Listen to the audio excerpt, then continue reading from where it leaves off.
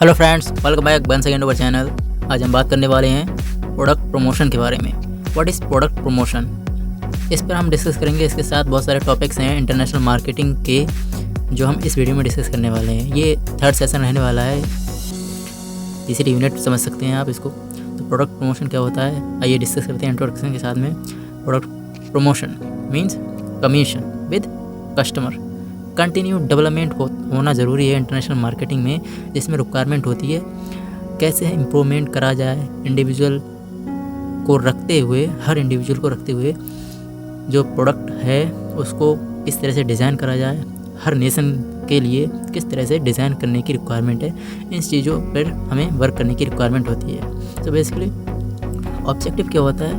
Objective होता है achieve करना, डेवलपमेंट एंड इम्प्रूवमेंट करने के साथ साथ प्रेजेंट प्रोडक्ट लाइन है उसको कैसे हम डेवलपमेंट करा जाए और कैसे इम्प्रूव करा जाए, कैसे हम ज़्यादा से ज़्यादा कंट्री में उसको कहीं ना कहीं बेच सकें, किस तरह से डिज़ाइन करें, इन सब चीज़ों पर वर्क करा जाता है। और जब ये सब चीज़ें वर्क होगा इस पर सही से, तो जाहिर सी बात है प्रमोशन अच्छे से हो पाएगा। प्रमोशन होगा तो प्रोडक्ट जो है वो सही कहीं ना कहीं ग्रोथ होगी मार्केटिंग में, इंटरनेशनल मार्केटिंग में। सो इसमें हमें रिव्यू करने की रिक्वायरमेंट होती है, कैसे चेंज करा जाए प्रोडक्ट लाइन में, और कहीं ना कहीं प्रोडक्ट प्रमोशन में कैसे डेवलपमेंट करा जाए। सो ये सारे चेंजेस करने की रिक्वायरमेंट होती है। प्रोडक्ट प्रमोशन यही होता है। Those changes grow from consumer preference, tactics of competitors and legal requirement of host nation, cost structure, objective of the firm. ये सारी चीज़ें कहीं ना कहीं इन्वॉल्व होती हैं। सो हम कह सकते हैं ये बहुत इंपॉर्टेंट फैक्टर होता है प्रमोट करने के लिए किसी भी प्रोडक्ट को, एंड उसकी जो भी रिक्वायरमेंट होती है उनको मीटअप कराने के लिए कस्टमर तक हमें ये सारी चीज़ें को इम्प्रूव करने की रिक्वायरमेंट होती है, अप्लाई करने की रिक्वायरमेंट होती है इंटरनेशनल मार्केट में। फ्रेंड्स, अब हम बात करें कि कौन कौन से चेंजेस करने की रिक्वायरमेंट होती है। तो फर्स्ट मोड जो है वो है कि एडिशनल जो डोमेस्टिक प्रोडक्ट हैं वो फॉरेन मार्केट में कैसे उतारे जाएं, इन पर हमें सोचना चाहिए। दूसरा ये है कि second form of promotion of product include particular product must be made for a specific foreign nation. Particular product की बात हो रही होती है, स्पेसिफिक नेशन में उतारते वक्त हमें ये सोचना चाहिए, think about it. And after these changes, a product can be prepared for international marketing. And if a product is not suitable for any nation, that should be eliminated from the international market. So there are many modes to change the product line and promotion of goods, in which the introducing product to the international line by introducing। अब international market में जब हम product line को introduce कराते हैं best way में और promotion करते हैं प्रोडक्ट का, तो कहीं ना कहीं डोमेस्टिक प्रोड्यूसर से, जो डोमेस्टिक प्रोड्यूसर होता है वो चाहता है कि प्रोडक्ट की क्वालिटी जो है वो कहीं ना कहीं इंटरनेशनली और इंटरनेशनल मार्केट में कहीं ना कहीं वो ज्वाइन हो जाए। तो इंटरनेशनल मार्केट में जब ज्वाइन होगी तो जाहिर सी बात है डोमेस्टिक मार्केट है वो कहीं ना कहीं इंक्रीज़ होगी। तो इसीलिए by introducing product to the international line. Second way जो है वो है by introducing new product to a host company. Third one is that which is, जैसे हमने बात करी by introducing new product to a host company. It means suppose कोई camera है और एक कंपनी अगर बेच रही है होस्ट कंपनीज़ के लिए, तो बहुत सारी होस्ट कंपनीज़ होती हैं, जैसे श्रीलंका में हो गया, पाकिस्तान में हो गई, एंड थाईलैंड में हो गई। बहुत सारी होस्ट कंपनीज़ होती हैं अदर नेशंस में। तो उनको कहीं ना कहीं कैमरा जो भेजा जा रहा है, इंट्रोड्यूस करा जा रहा है, नया प्रोडक्ट है, एज अ नया प्रोडक्ट। तो ये क्या है, ये वे है इंटरनेशनल मार्केट में उतारने का नया प्रोडक्ट। अब इम्पोर्टेंस क्या है प्रोडक्ट प्रमोशन की? तो इम्पोर्टेंस बहुत ज़्यादा रोल प्ले करती है। जैसे जो प्रमोशन होता है वो कहीं ना कहीं इन्फॉर्मेशन प्रोवाइड कराता है किसी भी प्रोडक्ट के बारे में फॉरेन कस्टमर्स के लिए, और ये क्रिएट करता है डिज़ायरेबिलिटी, वांट्स को क्रिएट करता है, कस्टमर की वांट्स को कहीं ना कहीं निकाल के लाता है जब प्रमोशन होता है किसी प्रोडक्ट का। तो and foreign companies desire to communities with their marketing intermediaries and potential जो है उनका वो निकल कर आता है, जिससे कि जो वो इंश्योर कराते हैं फेवरेबल सेंटीमेंट के लिए toward themselves and their product. तो ये कहीं ना कहीं इम्पोर्टेंस है प्रोडक्ट प्रमोशन का। अब एडवर्टाइजिंग क्या होती है, तो एडवर्टाइजिंग को हम पहले ही डिस्कस कर चुके हैं बहुत सारी वीडियोज़ में, आप चैनल पर विजिट करके आप देख सकते हैं एडवर्टाइजिंग का क्या रोल रहता है, ऑब्जेक्टिव्स क्या होते हैं, वो सब हम डिस्कस कर चुके हैं डिटेल में एडवर्टाइजिंग के लिए। बेसिकली एडवर्टाइजिंग भी कहीं ना कहीं ऐसा एक फैक्टर है जो कहीं ना कहीं इंटरनेशनल मार्केट में इसलिए उतर जाता है जिससे कि वो नॉलेज को स्प्रेड करा जा सके इसके माध्यम से, एंड आइडियाज़ को शो करा जा सके। Information regarding product and services जो हैं वो सारी कहीं ना कहीं स्प्रेड करी जाती हैं through advertising. Advertising paid form में भी हो सकती हैं एंड बहुत सारी फॉर्म होती हैं जिसके माध्यम से आइडियाज़ एंड इन्फॉर्मेशन को कहीं ना कहीं उतारा जाता है इन मार्केट। अब अगर क्वेश्चन आ जाए कि एडवर्टाइजिंग क्यों पॉपुलर है इंडिया में, कौन कौन सी फॉर्म है, तो पॉपुलर इसलिए एडवर्टाइजिंग इसके माध्यम से किसी प्रोडक्ट को कहीं ना कहीं हम मार्केट में उतार सकते हैं, कस्टमर को पता लगे कि कौन सा प्रोडक्ट नया इंट्रोड्यूस करा है, तो एडवर्टाइजिंग के माध्यम से ही लोगों को पता चलता है। दूसरी बात यह है कि जो इमेज है वो भी इम्प्रूव होती है किसी भी प्रोडक्ट की, किसी भी ब्रांड की। तो इंडिया में बेसिकली टेलीविज़न के माध्यम से किसी प्रोडक्ट को शो कराया जाता है थ्रू एडवर्टाइजिंग। रेडियो के माध्यम से शो कराते हैं, एंड रेडियो में जो है वो विजुअल्स हैं वो नहीं आते, लेकिन साउंड ओनली आती है। टेलीविज़न में जो है वो विजुअल्स भी शो होते हैं। इसके साथ ही साथ जो न्यूज़पेपर्स हैं उसके माध्यम से एडवर्टाइजिंग शो कराते हैं। मैगजीन्स हो गई, तो ये सारी कहीं ना कहीं फॉर्म हैं जिनके माध्यम से एडवर्टाइजिंग शो कराते हैं। और भी बहुत सारी एडवर्टाइजिंग की फॉर्म होती हैं, जैसे आउटडोर एडवर्टाइजिंग होगी। आउटडोर एडवर्टाइजिंग में पोस्टर के माध्यम से एडवर्टाइजिंग करते हैं, बहुत सारे बोर्ड जहाँ तहाँ लगे होते हैं उनके माध्यम से भी एडवर्टाइजिंग करी जाती है। इलेक्ट्रिक डिस्प्ले होती हैं जहाँ तहाँ लगे हुए रोड पर, तो वो भी कहीं ना कहीं एडवर्टाइजिंग शो करते हैं।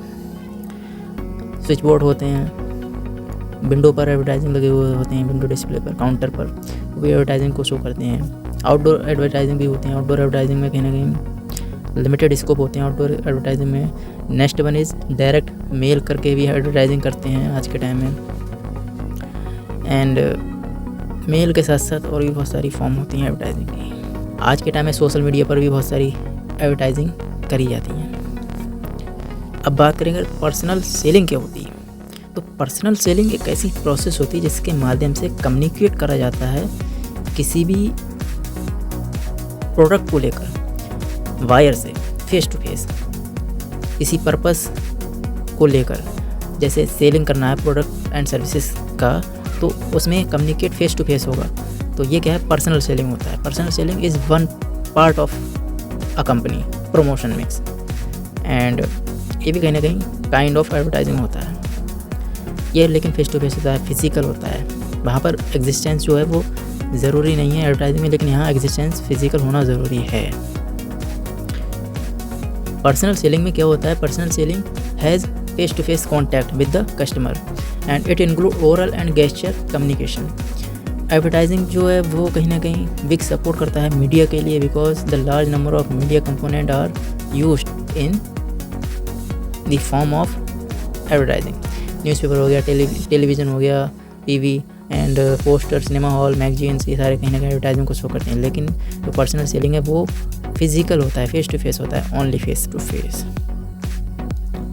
और पर्सनल सेलिंग जो है वो टू वे कम्युनिकेशन होता है, लेकिन एडवर्टाइजिंग है वन वे कम्युनिकेशन होता है। अब बात करेंगे ट्रेड फेयर क्या होता है एंड एग्जीबिशन क्या होता है। तो ट्रेड फेयर जो है वो एक ऐसी एग्जीबिशन होती है जो ऑर्गेनाइज करी जाती है किसी पर्पस के लिए। कौन सा पर्पस है, कोई भी कंपनी हो सकती है, स्पेसिफिक इंडस्ट्री हो सकती है, वो शो करती है, डेमोंस्ट्रेट मतलब लेटेस्ट प्रोडक्ट या सर्विसेज को शो करती है। स्टडी करी जाती है एक्टिविटीज़ को लेकर, एंड एग्जामाइन करा जाता है, स्टडी करी जाती है रिसेंट मार्केट ट्रेंड को लेकर, एंड अपॉर्चुनिटीज़ को परखा जाता है। तो ये कहीं ना कहीं क्या है, ये ट्रेड फेयर है। Trade fair as it's name आप समझ सकते हैं, टारगेट करा जाता है directly It is stages for the purpose of selling goods as demonstrating new ideas, new product and technology. तो that is called trade fair. अब ट्रेड फेयर में 3 स्टेप्स होते हैं जो ज़रूरी होते हैं किसी भी गुड्स एंड सर्विसेज को लेकर। अगर आपको कंप्लीट अगर ऑर्गेनाइज्ड वे में अगर प्रिपेयर करना होगा हो ट्रेड फेयर को, तो 3 स्टेप्स के माध्यम से आप प्रिपेयर कर सकते हैं। जिसमें पहला स्टेप है स्टेप ऑर्गेनाइजिंग से पहले कौन कौन से फेयर एंड एग्जीबिशन के रिगार्डिंग डिसीजन लेने हैं। इसको अगर बात करें तो इसमें पहला है मार्केट रिसर्च करनी होगी, रिपोर्ट बनानी होगी। Second one is that which is reservation of place for establishing fair, preparation of marketing strategy, कैसे स्ट्रेटजी को प्रिपेयर करना है, कैसे टारगेट करना है कस्टमर के लिए, एंड लिस्ट बनानी है आपको टारगेटेड कस्टमर की, एंड कहीं ना कहीं इनिशियल बजट कितना है उसको प्रिपेयर करना है, एंड इसके साथ ही साथ सप्लीमेंट्री कॉम्प्लीमेंट्री इन्फॉर्मेशन जो भी है वो आपको कलेक्ट करनी है, एंड फाइनल शेप देनी है, बजट कितना है वो भी आपको पता होना चाहिए। रिक्रूट करना है रिसेप्शनिस्ट के लिए, प्रोवाइड करना है clear cut instructions about the role of the player employees, review करना है वर्क असाइनमेंट कौन सा किस एम्प्लॉय को दिया है before starting fair and exhibition. Second जो स्टेप है वो है during the course of fair and exhibition. इसमें मेक श्योर करना है warm welcome should be done to visitors, and information जो है वो पता होनी चाहिए विजिटर्स के लिए, प्रोवाइड करानी है आपको उस टाइम पर इमीडिएटली। मेक श्योर कराना है presence during opening ceremony of fair, and proper step लेना है, proper distribution of publicity materials. After making own pavilion arrangement, visit करना है अदर पवेलियन में जाकर, एंड प्रॉपर अरेंजमेंट करना है during rush hours, and provide कराना है press note of main sales. इसके साथ ही साथ मेक श्योर करना है अरेंजमेंट सही से प्रॉपर वे में हुआ है या नहीं हुआ है, एंड अकाउंटिंग जो है वो सही हुई है या नहीं हुई है, वेरिफिकेशन करना है एक्सपेंस कितना हुआ है, ये सब को लेकर रिपोर्ट बनानी है रेटिंग वे में, डे टू डे एक्टिविटीज़ को लेकर। थर्ड स्टेप जो है वो है कि after the closing of fair and exhibition, अब इसमें कहीं ना कहीं प्रिपेयर करना है list of goods remained at pavilion, pavilion में कितने गुड्स बच गए उनकी लिस्ट बनानी है। मेक श्योर करना है अरेंजमेंट जो है वो पैकेजिंग सही से हुई है नहीं हुई है गुड्स की, एंड इसके साथ ही साथ डिस्पोज करना है ऑफ पवेलियंस के लिए, उनका अरेंजमेंट करना है, एंड इसके साथ ही साथ ओवरऑल वर्क एग्जीक्यूशन जो है उसकी रिपोर्ट बनानी है, अरेंजमेंट करना है उसका, स्टैटिस्टिकल एनालिसिस करना है, इंफॉर्मेशन कितनी रिसीव हुई है उसका स्टैटिस्टिकल एनालिसिस करना है, क्या निकल के आया रिजल्ट उसको परखना है, स्टडी करनी है, डिटेल्ड रिपोर्ट ऑफिस में सेंड करनी होती है। इसके साथ ही साथ इंफॉर्मेशन जो है वो क्लोज करने के बाद में मेन ऑफिस में सेंड करनी होती है। एक लेटर भी कहीं ना कहीं thank to helping people name से प्रोवाइड कराना होता है, and to make thanks to the legal people of the area of fair held through newspapers भी कहीं ना कहीं सेंड करना होता है। Send the goods left to the main office residential office में आपको कहीं ना कहीं जो बचे हुए गुड्स हैं वो सेंड करने हैं, पहुँचाने हैं। तो ये 3 स्टेप्स होते हैं, इनके माध्यम से आप फेयर एंड एग्जीबिशन प्रोवाइड कहीं ना कहीं प्रोग्राम कर सकते हैं। अब डिस्ट्रीब्यूशन चैनल क्या होता है इसको भी हम पहले ही डिस्कस कर चुके हैं, आप देख सकते हैं चैनल पर जाकर। आसान भाषा में बात करूँ डिस्ट्रीब्यूशन चैनल क्या होता है, तो डिस्ट्रीब्यूशन चैनल जो है वो कहीं ना कहीं डिस्ट्रीब्यूशन नेटवर्क होता है। Distribution channel for a product is the route taken by the line. और हम आसान भाषा में बात करें तो डिस्ट्रीब्यूशन चैनल जो है वो मेन बिजनेस चेन होता है, intermediaries through which a goods and services passes until it reaches the end use channel are broken into direct and indirect channel। और डिटेल में हमने डिस्कस करा है डिस्ट्रीब्यूशन चैनल क्या होता है, वो आप देख सकते हैं चैनल पर जाकर। स्टार्टिंग से एंड तक बहुत सारे इंटरमीडिएटरीज होते हैं, लाइन 1, लाइन 2, लाइन 3 इस तरह से। तो ये कहीं ना कहीं डिस्ट्रीब्यूशन चैनल होते हैं, इनके माध्यम से इंफॉर्मेशन या गुड्स एंड सर्विसेज है वो कहीं ना कहीं ट्रांसफ़र करे जाते हैं एक जगह से दूसरी जगह, इन्फॉर्मेशन भी ट्रांसफ़र हो जाती है। अब टाइप ऑफ इंटरनेशनल चैनल की बात करें तो डायरेक्ट एक्सपोर्ट होता है, इनडायरेक्ट एक्सपोर्ट होता है। डायरेक्ट एक्सपोर्ट में डायरेक्टली फॉरेन मार्केट में हम कहीं ना कहीं प्रोड्यूसर जो है वो सेल करता है गुड्स के लिए। इनडायरेक्ट एक्सपोर्ट क्या होता है? इनडायरेक्ट एक्सपोर्ट कहीं ना कहीं जो मिडिल मैन होते हैं वो कहीं ना कहीं यहाँ पर इन्वॉल्वमेंट उनका होता है। इनडायरेक्ट एक्सपोर्ट में कोऑपरेटिव ऑर्गेनाइजेशंस होते हैं, उनके माध्यम से कहीं ना कहीं सेल करे जाते हैं गुड्स को सेल करा जाता है। तो डिस्ट्रीब्यूशन चैनल की हमने बात करी, आगे नेक्स्ट वीडियो में डिस्कस करेंगे लॉजिस्टिक क्या होता है। तो इस वीडियो को हम यहीं तक रखते हैं। धन्यवाद, take care of yourself, thank you, stay tuned with us, बने रहिए टिल द एंड हमारे चैनल पर। जब तक कॉन्सेप्ट आते रहेंगे तब तक आप हमारे चैनल को सब्सक्राइब कर दें, जिससे कि आपको आसानी से हमारे वीडियोस मिलती रहें। ये वीडियो यहीं तक रखते हैं। धन्यवाद, take care of yourself, thank you.